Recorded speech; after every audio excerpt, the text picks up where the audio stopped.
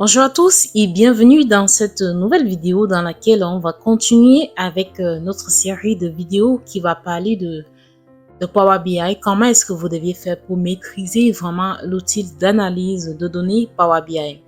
Dans cette vidéo, donc, on va parler de Power Query, mais avant d'y aller directement, je vais faire un tour sur la dernière vidéo que j'ai fait sur l'importation des données dans laquelle je vous ai parlé de plein de choses importantes à savoir en ce qui concerne donc l'importation des données dans Power BI.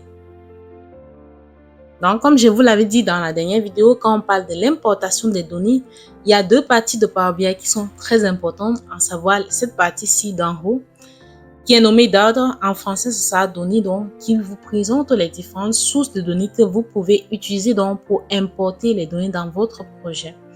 Ici aussi, vous allez voir quelques autres sources de données que vous pouvez donc prendre les données à partir d'ici.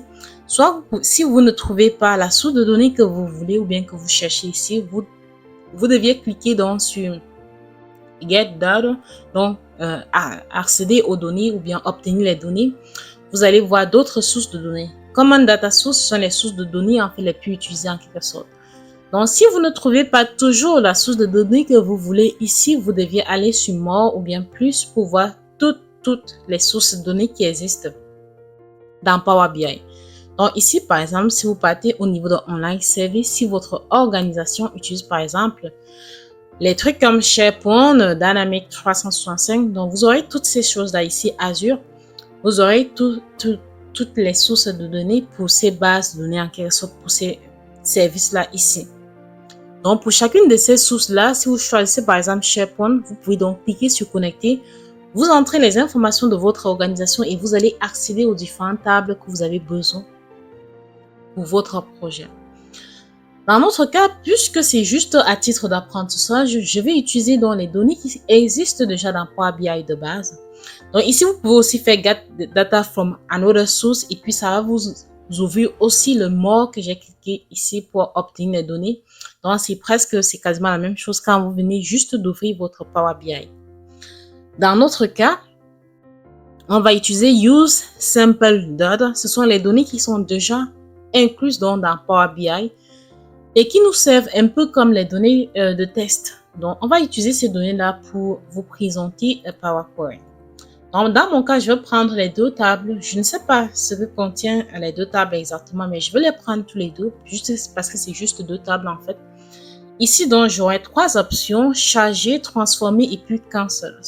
Cancel, ça veut dire annuler en français. Donc, si vous cliquez sur cancel, ça annule l'action que vous venez de faire, donc notamment obtenir donc les données, les simple data. Ici, transformer, c'est ça qui va nous permettre d'ouvrir Power Query. Et l'autre, ça va nous permettre en fait de juste charger les données, ces différentes tables qu'on a sélectionnées dans notre source de données dans Power BI. Dans notre cas, puisqu'on va utiliser Power Query, on va cliquer sur Transform Data. Ça va donc ouvrir une nouvelle fenêtre qui va donc contenir nos différentes tables. Si vous avez par exemple 15 tables, les 15 tables vont s'afficher ici à l'extrême gauche. Et donc, la fenêtre en question, cette nouvelle fenêtre, ça s'appelle Power Query. Et c'est dans Power Query que vous allez faire tous vos travaux, presque tous les travaux de préparation, de traitement de vos données. Donc ici, vous allez voir, quand moi j'ouvre, il y a plein de choses qui s'affichent directement. Ça, c'est parce que j'ai déjà eu à utiliser Power BI. Mais quand vous allez ouvrir pour la première fois, vous n'aurez pas toutes ces informations-ci. Parce que oui, vous n'aurez pas coché cela dans le système. Pour avoir dans les informations sur le nombre d'éléments valides, donc en quelque sorte sur la distribution de vos données, vous deviez aller au niveau de l'onglet View. En français, ça va peut-être View ou bien Visualisation. Vous deviez cocher dans les différents colonnes, si colonne distribution, la distribution des données par colonne, colonne profil, le profilage ou bien le profil des données. Vous allez cocher tous ces éléments-ci pour voir en fait. Ici, vous pouvez voir monospace, ça change juste les caractères. Donc ici, personnellement, je ne l'utilise pas très souvent, mais vous pouvez aussi la cocher si vous trouvez mieux en termes de visualisation comme ça. Mais les quatre cases les plus importantes que vous deviez cocher, c'est le colonne distribution, la distribution des données sur la colonne profile, colonne quality, la qualité des données, et puis show white space. Donc, vous deviez cocher ces éléments-là pour pouvoir voir ces informations-ci en haut. Et chose qui est très bien, on va revenir au niveau de l'accueil dans Home, au niveau de Power Query. Si vous cliquez sur une colonne comme ça, vous allez voir en bas donc la distribution des valeurs, les différentes valeurs pour cette colonne-là. Dans une colonne, il y a la notion de valeur unique et puis de valeur distincte. Si à jamais vous voulez passer l'examen, par exemple, de Power BI Certification, de Data Analysis de Microsoft, très souvent, ils vont vous poser ces questions sur les valeurs distinctes et puis les valeurs uniques. C'est quoi la différence? Les valeurs distinctes, ce sont les différentes valeurs possibles dans votre colonne.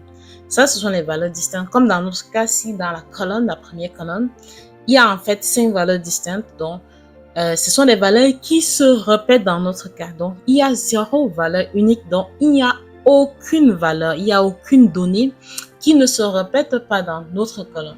Raison pour laquelle on dit qu'il y a 0 valeur unique, parce que toutes nos différentes valeurs distinctes se répètent au moins une fois dans la colonne. Raison pour laquelle donc, on a 5 valeurs distinctes qui se répètent pour remplir la colonne, ce qui fait qu'il y a 0 valeur unique. Ici, donc, vous pouvez voir, il y a 700 donc, valeurs en tout. Il n'y a pas d'erreur, il n'y a pas de valeur vide. Et puis, vous pouvez voir le minimal quand c'est une colonne en fait de type textuel. Le min, c'est en termes du nom en fait. Donc ici, chez Channel et puis le max. Mais quand c'est une colonne qui est de type, par exemple, nombre, vous allez voir, c'est beaucoup plus parlant, le min et puis le max et puis tout ça. Donc ici, ça vous donne le average, donc la moyenne, standard deviation, donc les 4 types. Ça vous donne toutes ces bonnes informations-là qui sont importantes à savoir. Il y a une chose de très importante, quand vous venez d'ouvrir un jeu de données dans Power Query, il y a en fait cette partie-ci qui est très importante. Vous pouvez donc regarder la source de votre donnée ici. Vous cliquez au niveau de la dentelle donc pour accéder aux paramètres. Ici, vous pouvez changer donc le chemin de votre source de données en faisant Browse, donc parcourir. Ça va ouvrir donc une fenêtre qui va vous permettre d'accéder à votre PC pour changer votre source de données. En même temps, je vais vous montrer autre chose, c'est la navigation. Donc ici, par exemple, vous allez remarquer à chaque fois que vous allez appliquer une action dans votre table ou bien dans l'une de vos tables, vous allez voir l'action s'afficher ici. Donc pour chaque table, vous aurez donc ces informations-là qui vont s'afficher d'une table à une autre, qui vont montrer en quelque sorte quelles sont les actions que vous avez appliquées à cette table, sur cette table-là. Ça va vous permettre de très souvent supprimer les anciennes actions que vous avez faites, de les déplacer, de changer leur disposition, leur position, etc. On va faire quelques 3-4 petites actions pour vous permettre en fait de voir cela. Une chose de très importante que vous devez savoir, quand vous voulez supprimer une action que vous avez faite, vous pouvez cliquer donc sur la petite croix rouge qui est ici. Donc, quand vous survolez, c'est rouge, pour supprimer l'action en question. Mais quelque chose que vous avez remarqué qui est très important quand vous allez entrer dans Power Query pour la première fois avec vos tables, vous allez remarquer ici qu'il y a effectivement donc une action qui se crée de façon automatique. L'action en question donc est créée directement par Power Query qui est le changement des types de données de votre colonne. Donc, Power Query va faire une détection automatique des types de vos différentes colonnes. ABC, c'est le type test. Mais vous pouvez aussi le voir ici en allant au niveau de transformation des données. Donc, vous cliquez sur la colonne, vous allez voir le type qui s'affiche ici. Data type, donc c'est test, type de données test. Ici, donc, country, c'est aussi un type test. Mais si je pars au niveau, par exemple, de unit sort, vous allez voir ici, c'est un type décimal. Vous pouvez donc cliquer dessus pour changer si le type ne vous plaît pas. Donc, etc. Vous allez voir les différentes colonnes et voir les types qui sont associés. Une autre chose que je vais vous montrer, parce qu'il y a plein de choses qu'on pourrait vraiment vous montrer ici, notamment le pivotage des colonnes en pivot. Dans notre cas, notre jeu de données n'est pas vraiment l'idéal pour faire le pivot ou bien le on pivot. C'est pas vraiment le type de données idéal pour faire ces choses-là. Donc, dans notre cas, je ne vais pas vous montrer de pivot dans cette vidéo-ci, mais je vais vous montrer d'autres fonctions qui sont vraiment très intéressantes en fait à utiliser dans Power Query. Par exemple, sur les dates. Vous allez remarquer ici, il y a là une colonne de type date. Et puis ici, il y a les numéros de chaque mois Par exemple, janvier, c'est le 1, février 2. Il y a le nom donc qui est associé, donc 1 janvier, et puis il y a l'année. On peut faire quasiment la même chose en fait avec les jours. Donc ici, on a une date, on veut le numéro du jour en fait, ou bien de la semaine par exemple. Est-ce que le 1er janvier 2014, par exemple, c'était la première semaine en fait du mois de janvier? On voit en fait cette information-là pour les semaines et peut-être même pour les jours, les noms des jours des mois. Comment est-ce qu'on fait cela? Dans notre cas, on a donc notre colonne date. Il y a plusieurs façons de le faire. Il y en a vraiment plusieurs, mais je vais vous montrer une ou deux façons de le faire. Ici, donc, si vous cliquez sur la colonne date, vous faites un clic droit dessus, vous allez voir ici un ensemble en fait d'actions que vous pouvez faire. Par exemple, remove pour supprimer la colonne. Remove order, c'est pour garder la colonne et puis supprimer les autres colonnes. Donc, vous gardez votre colonne principale, vous supprimez les autres colonnes. Pour garder en fait ça, remove order, ça a beaucoup de sens quand vous avez donc une table qui contient énormément de colonnes et vous voulez juste 5 colonnes spécifiques. Ce que vous faites, c'est que vous faites un contrôle et vous cliquez donc pour sélectionner les colonnes que vous voulez. Par exemple, comme ça, vous cliquez pour sélectionner les colonnes que vous voulez. Vous faites un clic droit, donc vous faites remove order column. Je peux le faire ici, comme ça. Vous voyez, ça m'a supprimé toutes les autres colonnes et puis ça m'a laissé juste les colonnes que j'ai sélectionnées. Mais je me rends compte que c'était une mauvaise action. Qu'est-ce que je fais? Donc, je viens ici, je clique sur mon remove column pour enlever cette action-là. Et puis, j'ai encore toutes les colonnes de ma table. Mais moi, ce que je voulais surtout vous montrer, c'est à partir de date, donc, vous faites un clic droit. Vous allez voir ici, add column from examples. Ça veut dire ajouter une colonne à partir d'exemples. Vous allez aussi voir plein d'autres trucs. Vous pouvez remplacer les valeurs, remplacer les erreurs. Vous pouvez donc remplir de haut en bas. Il y a plein d'actions ici qu'on peut vous montrer. Ça peut prendre vraiment beaucoup de vidéos pour montrer toutes ces choses-là. Mais on va faire ça progressivement. Donc aujourd'hui, je vous montre donc comment ajouter dans des colonnes à partir des exemples. C'est une fonction que vous allez beaucoup utiliser. Vous pouvez soit cliquer ici Add column from examples, comme ça. Ici, donc, ça va ajouter une colonne 1, c'est le nom par défaut. Ici, ça va vous dire Enter simple values. Donc, entrez les valeurs, en fait, une valeur pour créer votre nouvelle colonne. Ici, je fais un double clic dans ma première, en fait, la première case de la colonne. Ici, j'ai les valeurs qu'elle me propose, ce qui est super, en fait. J'ai pas vraiment beaucoup à réfléchir. Donc ici, si je mets date, ça va juste copier exactement la même chose qui est ici dans cette colonne-ci. C'est pas ce que je veux.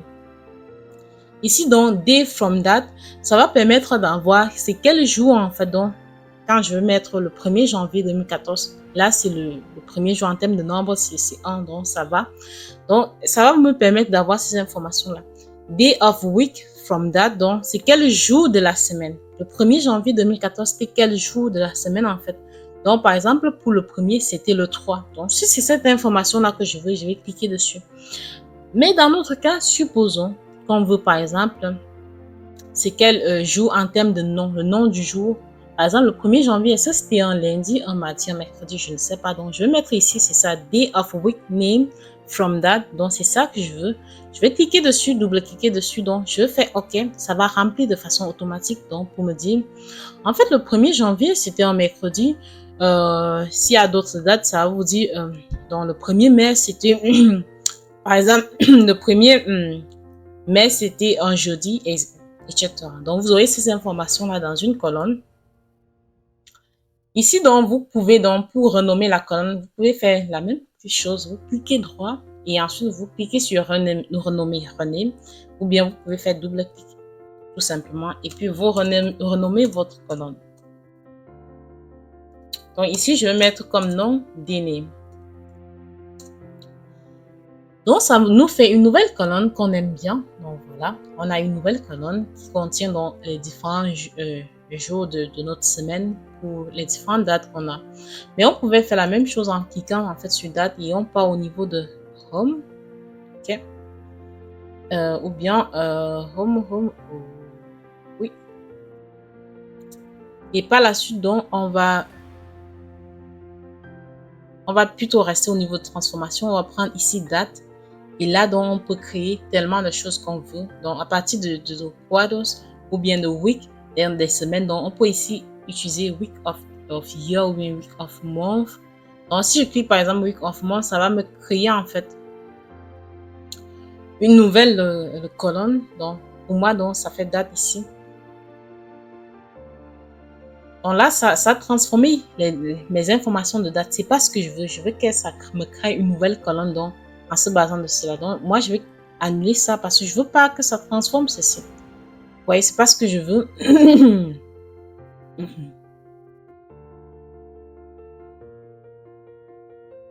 Donc ici, si vous cliquez, vous allez voir que ça vous crée en fait des informations, par exemple, month et tout. Mais ce que vous pouvez faire autrement, comme j'avais d'abord fait un clic pour faire Add Column from Examples, vous pouvez faire ça différemment vous partez sur l'onglet Add Column, donc ajout de colonne, vous faites Column from Example ici. Vous pouvez choisir From All Columns ou From Selection. Dans notre cas, c'est From Selection. Mais si vous cliquez juste dessus, ça va prendre directement de From Selection. Donc, dans notre cas de date, en fait. Donc, ici, vous pouvez faire la même chose que je vous ai montré. Donc, ici, ça prend de toutes les colonnes, country, tout. Parce que ça... Mais nous, on veut vraiment pour la date. Donc, ici, je peux prendre, par exemple, les quarters of year. Donc, ça peut être une information importante pour moi que je peux utiliser, en fait, pour mes visualisations. Je clique sur OK, donc ça se base sur la date pour faire cela, pour remplir de façon automatique. Ce qui est parfait pour nous, donc on a toutes ces informations-là. En plus de cela, il y a des colonnes comme ça. OK, discount, on voit qu'il y a beaucoup de zéros. Par exemple, on ne veut pas en fait les lignes avec le discount égal à 0. Dans notre cas, on sélectionne tout. Donc, et puis, on décoche la valeur qu'on ne veut pas, dans notre cas 0. Et puis, on clique sur OK. Ça va créer encore une action ici qu'on a fait. Et par la suite, donc, on regarde les autres colonnes. On voit par exemple ici, il y a 3 valeurs distinctes, ce qui est parfait pour nous. On voit les autres colonnes, qu'est-ce que ça contient, qu'est-ce que ça ne contient pas. Donc là, on voit et puis on s'en rend compte qu'on a tout ce qu'on veut. C'est parfait, tout est beau. On a toutes les informations, on peut encore vérifier. On voit qu'on a tout, il n'y a pas de problème avec les différentes colonnes, on a les bons types, on a toutes nos informations dans un bon format et puis tout. Quand vous allez finir avec toutes les transformations que vous allez faire, vous pouvez partir donc ici et appliquer vos transformations. Mais comme je vous le dis, Power Query, c'est vraiment quelque chose de très puissant. C'est un outil qui contient plein de choses.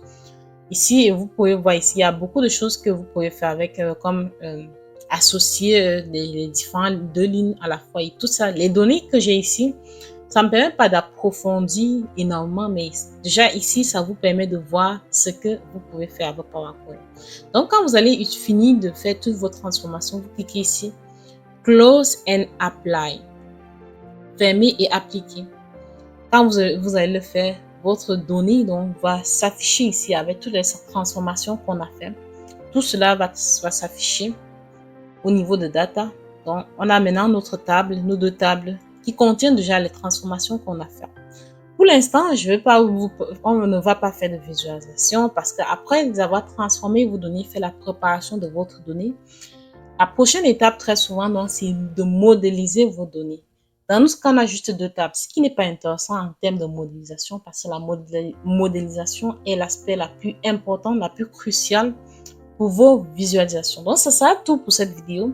Si ça vous a aidé, si vous avez trouvé ça intéressant, si ça vous est utile, n'hésitez pas à me dire en commentaire. Et si à jamais vous avez comme des recommandations, une chose que vous n'avez pas compris, n'hésitez pas aussi à me dire en commentaire.